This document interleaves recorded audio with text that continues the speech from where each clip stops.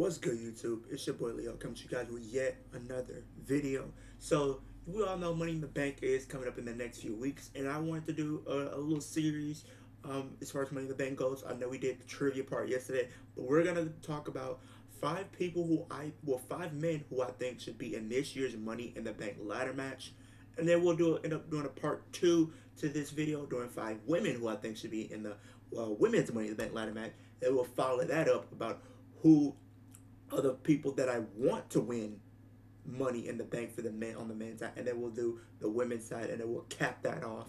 So we're kicking it off with the first video of the whole little series or whatever you want to call it. But the five men who I believe should be, or who I think should be in this year's Money in the Bank ladder match. You already know Money in the Bank is one of my favorite pay-per-views of the entire WWE calendar year. So it's always one of these events that I'm always looking forward to the most. Who knows? Maybe I'll get a chance to finally go see a Money in the Bank pay-per-view in live and in person. But I mean, they're in the UK this year, but I'm not gonna do that. So maybe if they come back to the state, when they come back to the states, hopefully next year, then I'll probably go to that event. But we will see. But let's kick it off with the number five in this list, and that is the phenomenal AJ Styles. I think AJ Styles has accomplished a lot in his career, from being a former two-time WWE champion, a former U.S. champion, tag team champion. Um, I did say Intercontinental as well. I think I said Intercontinental, but he's held every championship that there is to hold, right now. And I feel like, I think outside of the Rumble, right? Outside of the Rumble, I think Money in the Bank is one of the things that he's not had the opportunity to do. And I think having the Money in the Bank briefcase, I feel like fits him in a way, because the way his character is right now, I know he's with the OC and then Mia Yim, but I think him holding that briefcase can definitely propel him back up to the card and back up into the main event to potentially get that championship. Because I think it's long overdue to see him. He's just like Seth Rollins in a way, because I don't know about the fan base, but I think for the most part, I think a lot of people would love to see him have one more world title run before he decides to officially hang up, the boots and everything like that. So I think having that, with that being said, I think Money in the Bank will be a huge opportunity for him, and I think he could do a lot in the Money in the Bank ladder match, spot wise, from because I think he could be like that high flyer, that can do crazy things in there. So number five, AJ Styles. Number four is the Scottish Warrior, the Scottish Psychopath, the Chosen One, whatever you may know him as, Drew McIntyre. At the time of recording this video, Drew McIntyre is still on his hiatus and everything like that. He still hasn't been seen on WWE TV. The whole contract thing still is going on. But what if they do fix things and make amends, and Drew ends up being part of this Money in the Bank ladder match? And I think we all know for Drew, I think one of the things that we've all said about Drew, he's one of the more amazing workers. He's literally up there in the top five in the company right now, as far as not just an in-ring, I think from an in-ring standpoint for sure, because he could do some crazy things, and he could be like that powerhouse. I think that's what they need. They need a true powerhouse in this Money in the Bank ladder match, and I think Drew is somebody that I definitely think can fill that role in that match, and I think he can even win, because I think one of the things a lot of fans say is like, it sucks that he never got his moment in a full crowd capacity. So we all know, like at WrestleMania 36, he beat Brock Lesnar, but didn't get the championship because he did get the championship. My bad, he did get the championship, but he had to celebrate with no fans, and that still sucks to this very day. And I wish they give him his moment. We all thought they were going to give him his moment at Clash, but it didn't happen. So maybe since there's still somewhat in the UK, pretty much they can give him his moment here, and then we can build to him cashing in post Money in the Bank. But my number four is Drew McIntyre. Number three, this will all count as one pick, and we have the Judgment Day. It's all gonna count as one pick outside of Rhea Ripley. Okay, outside of Rhea Ripley, of course, but the Judgment Day. You have Finn Balor, who's pretty much been in this spot before. He's been in the Money in the Bank ladder match, so he knows what needs to happen. He has that X factor of using, Damian and Dom and even Rhea to his advantage, and he has that experience. He's more experienced when it comes to these type of matches. And I think a lot of people would love to see him get one more world title run. I think they even set it up like last night, potentially that he could be facing Rollins. I think some people say he could be facing Rollins at Money in the Bank, and I'm like, okay, well, I'm down for it because I think that will be a huge marquee match for that pay per view. So I definitely think that will work. But if he's not facing Rollins, but you maybe just teased it. Maybe they're teasing or foreshadowing things to come. Maybe he does win Money in the Bank and then cashes in on Rollins and beats Rollins because a full circle moment from 2016 when they faced at SummerSlam. Balor, he was just new to the company. He was new to the main roster and just went through a lot of people. He beat Roman and then he beat Rollins. I mean, he had a huge impact on his main roster call up. So I think, and then he beating Rollins for the title, but then in getting injured and never really getting that title back. So I think that would be a cool full circle moment to do. So there, think you have Finn Balor could be one of them. Then you have Damian Priest, who's pretty much been on a huge run as of late, following his match with Bad Bunny at Backlash. One of the better matches of that show. I think that was probably like one of my top two matches on the entire show, and I think a lot of people kind of don't give credit to Damian Priest when they should. Damian Priest is an amazing worker. For his age, he's an amazing worker. I literally looked last night. He's literally 40, and I'm like, he does not look 40. He's just like Finn Balor and AJ. They do not look 40 or anything like that. But I think Damian Priest could definitely use it because I think even post Mania, I think they said they have big plans for him, and they said they started to view. Well, I think no, not post SummerSlam, WrestleMania, but I mean Backlash. After his match with Backlash, people start to see him more, and I think the higher ups start to see him more as a main eventer, like an A+ player. So I think if that's how they actually feel, then have him win Money in the Bank. He can cash it and get his first world championship. And the third we got to talk about is one other than Dominic Mysterio. I think people wouldn't want to see this, but I think here's the thing. Dominic, in my opinion, he's literally the top heel in WWE. I'm gonna be honest. Top heel in WWE. I know people are gonna look at me crazy, like, what about Roman? Well, Roman, yeah, he's a heel, but he still gets cheers. You see when he comes down, even when he comes down to SmackDown, whatever the case is, even though he's a heel and he gets heel reactions, but he still gets cheers. So it's a mixed reaction. So, but on Dominic, on the other hand, he does not get any cheers. He gets straight boos. So if you play into that, and him being the top heel, and how the WWE, or at least the higher ups, are are high on him and loving what he's been doing, put the briefcase on him. That's gonna give him more heel heat. And if you go back to the segment they had where it was AJ and Rollins, and they were confronted by the Judgment Day, and all of and Rio was like saying, everybody in the Judgment Day, they have a chance to take that title from you. Then Finn said, I can take that, or Damien can take the title. Then Damien said, what about Finn can take the title? And then Rhea said, what about Dom Dom? And everybody just started booing. And then AJ and Rollins laughed. What if they play up with that? Have that play into it. What happens? They were laughing at him, but now he's missing Money in the Bank. He cashes in on a person he has history with, none other than Seth Rollins, beats him with the Judgment Day's help, and now he is World Heavyweight Champion.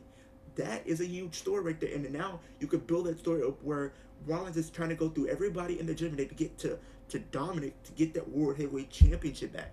So I think that's a cool story that you can potentially tell. But that is like my number 3. I didn't want to use them as separate picks. I was considering, but I said, let me just do it at one pick and leave it at that.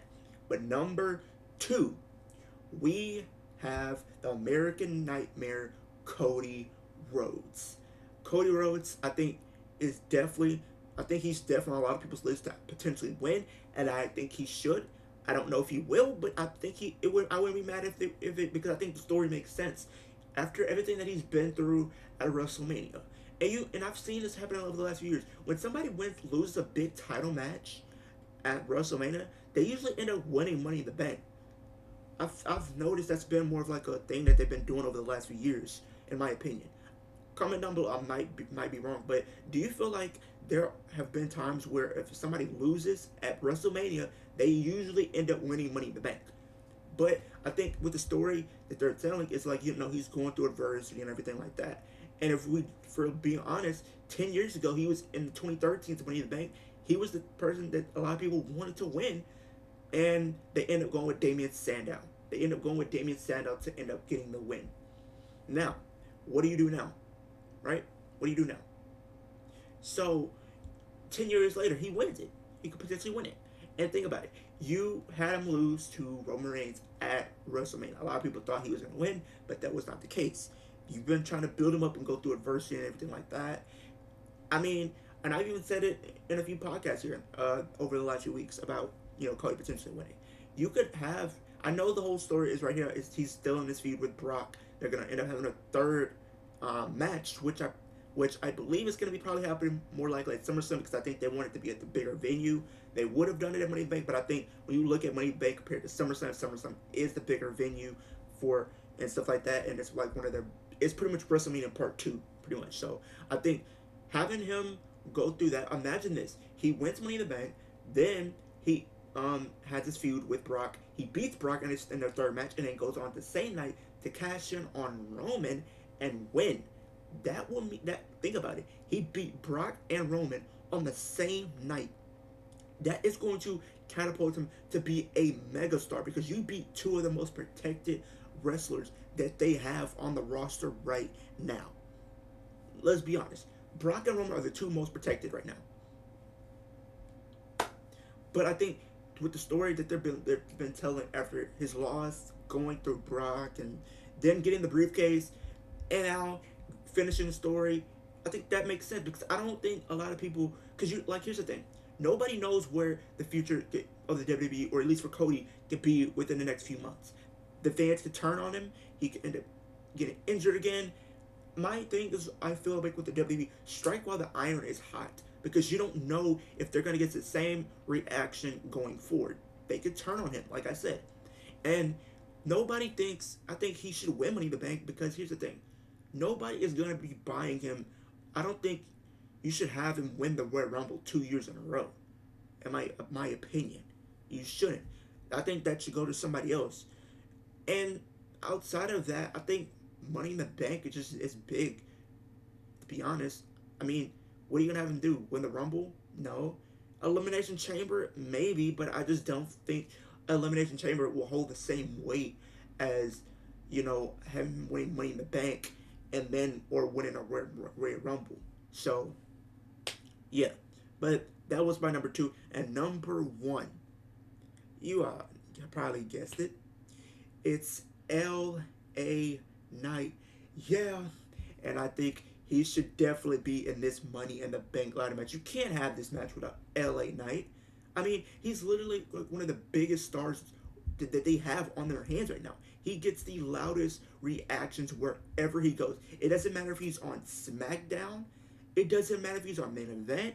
It doesn't matter if he's in a dark match. I've seen him get the loudest reactions out of everything, out of everybody. They have a star in the making. He gives me Stone Cold Steve Austin vibes mixed with The Rock. I'm going to be honest. He gives me that type of energy. And I think him winning Money in the Bank is going to catapult him even more. The crowd will probably erupt if he wins. The crowd will erupt if he wins. I'm going to be completely honest. He's going to erupt. The crowd is going to erupt. And he can cash in on either champion. I'm fine with it. Him cashing in to become World Heavyweight Champion, all for it. Him cashing in to become Undisputed Champion, all for it. And I think, here's the thing. He's already a heel. He wins the briefcase. The crowd's going to erupt, like I said. What I think they need to do is pull the trigger and have him become a babyface. I mean, him being a babyface just feels right. I think he's a heel right now that a lot of people are just going to cheer regardless of what he does. That's how over he is. That's how much of a fan favorite he is to the crowd, to the WWE Universe. And I think they would be foolish not to pull the trigger and make him a babyface. Because I think him being a babyface would just be so much better. And like I said, he gives me Stone Cold Steve Austin vibes. They came in and they were heel. But when they turned as a face, they were more over than they ever were. that's gonna take him to the very next level, in my opinion. And I think a lot of people can sit back and just say LA Knight definitely deserves to be Mr. Money in the Bank and future world champion. He deserves it. Not many people can say, people from the start, I feel like they had faith in him because think about it. You put him in there with Bray Wyatt. Was the feud good? No. But they had faith in him to go up against one of the bigger stars. So that lets you know they had big plans for him down the line. And it's been showing. So, me personally, that's why I have to put LA Knight in the number one spot. He just holds more weight than anybody else on this list. Cody Rhodes is right close to him, but for the most part, I think LA Knight just seems would be a better choice. But that is the end of the video, you guys. Like, comment, subscribe to the channel if you are new. Hit the post notification bell so every time I post a new video. We're on a road to 1K. We're 509 subscribers. So if you love wrestling, you love horror, you love gaming, please subscribe to the channel. There is no catch. You don't want to miss the other content that I'm going to be posting for you guys throughout the rest of this week and going forward, especially with Money in the Bank being with about a few weeks away, so you do not want to miss it. Also, comment down below, who do you guys think should be part of this year's Money in the Bank ladder match? Do you agree with some of my picks that on this list, or do you not agree? Do you feel like I missed anybody?